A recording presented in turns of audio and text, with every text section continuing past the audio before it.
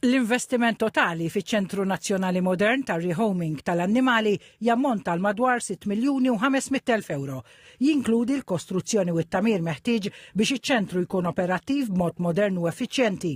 Il-faċilità se tinkludi kenna l-klib, tates, wiemel u annimali oħra kif ukoll spazji għal terapija assistita, ċentru edukattiv u żoni miftuħa għal pubbliku li jsaħħu l-arfin u l-involviment tas-soċjetà.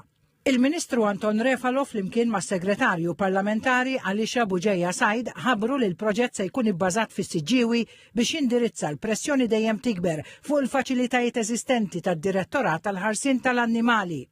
Intqal li ċ-ċentru se jipprovdi spazji għall-annimali salvati jew konfiskati fejn jingħataw kura, riabilitazzjoni u opportunità ta' adozzjoni. Il-Gvern qal li l-operat taċ-ċentru se jsir b'kollaborazzjoni mal-NGOs b'esperjenza fil-qasam tal-ħarsien tal-annimali biex tissaħħaħ l-effiċjenza u sostenibilità fit-tul.